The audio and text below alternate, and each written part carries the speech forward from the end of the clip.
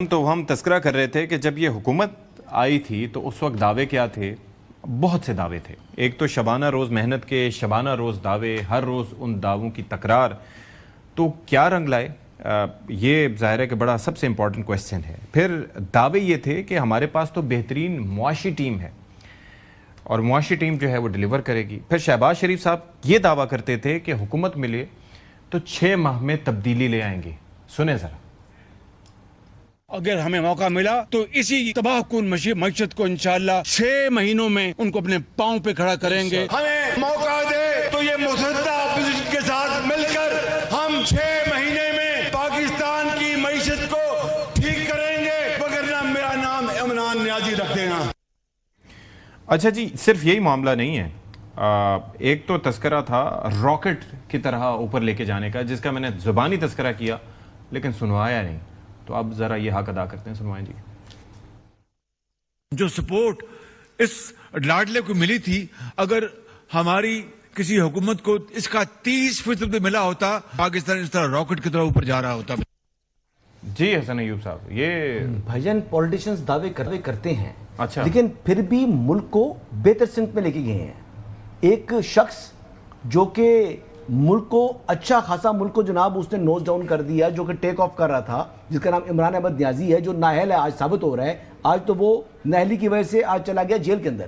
تو شہباز شریف صاحب نے تو پھر بھی یعنی مختلف چیلنجز تھے، جوڈیشری اوور سٹیپنگ کر رہی تھی. تو نااہلی عمران خان کی ثابت ہو رہی ہے اس وقت؟ جی بالکل. عمران خان نے مائنز بچائی تھی. اچھا. اس نے جناب جو آپ نے پیٹرولیم شہباز شریف صاحب وزیر اعظم بننے کے بعد کیا کہتے ہیں؟ ذرا سن لینا، سن لیں. آپ شہباز شریف کے اوپر بڑھ جائیں. وزیر اعظم وزیر اعظم وہ ہیں، سنائیں جی. جب اپنا قافلہ عزم و یقین سے نکلے گا، جہاں سے چاہیں گے رستہ وہیں سے نکلے گا.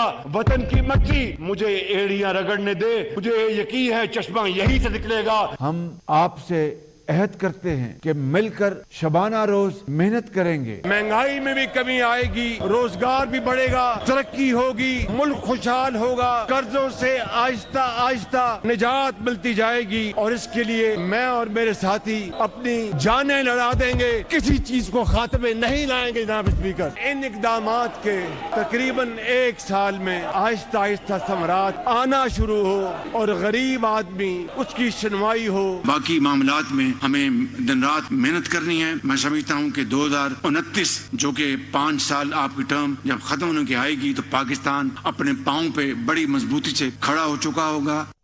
اچھا جی، تذکرہ ہو رہا ہے جی 2022 کا. جی 2022 کے اندر یہ مئی کے آپ نے 2 شارٹس دکھائے ہیں. ان 2 مئی کے 2 شارٹس میں دیکھیں کہ 25 مئی کو عمران خان صاحب نے حملہ کیا تھا پورے اسلام آباد کے اوپر، جہاں پر آ کر سپریم کورٹ سے اور بات کی، اور وہاں پر جناب انہوں نے بیٹھا تھا G9 اور H9 کے درمیان میں، اور آگے بلو ایریا کے اندر.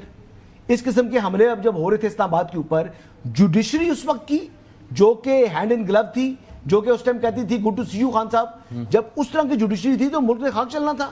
جو آلریڈی انہوں نے مائنز لگا کے گئے تھے اس ملک کے لیے، تو وہ ملک جو آلریڈی جناب نوز ڈاؤن جا رہا تھا اس نے اور دلدل میں جانا تھا نا. تو شہباز شریف نے کم از کم ڈیفالٹ سے بچایا ملک کو. اس کی شبانہ روز محنت جس کا تمسخر اڑا رہے ہیں، اس محنت کی وجہ سے الحمدللہ آج ملک ڈیفالٹ نہیں کیا. اس محنت کی وجہ سے شہباز شریف کی ہی کنٹریبیوشن ہے. تو جب 6 مہینے کا کیا ہوا؟ جب اس جماعت کے لوگ اس کے جو اس کے وزیر خزانہ تھے سمائی، وہ خطوط لکھ رہے تھے کہ جناب IMF کو کہ جناب اس ملک کو ڈیفالٹ ہونے دیں. اب 2024 کا سنوائیں جی. سنوائیں جی.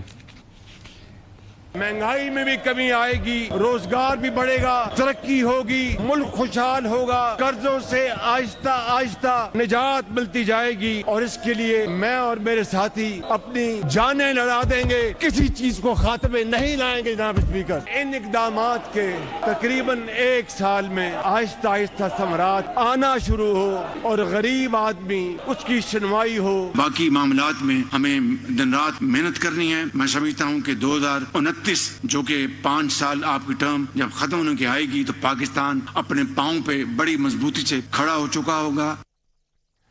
3/3/2024 یعنی کہ مارچ 2024 میں انہوں نے کہا کہ 1 سال میں ثمرات آئیں گے. جب مارچ 2025 میں آئے تو کہتے ہیں کہ 2029 تک انتظار کریں. ہم حسن کی یہ دلیل مان لیتے ہیں کہ سیاستدان جو بیان بازی کرتے ہیں.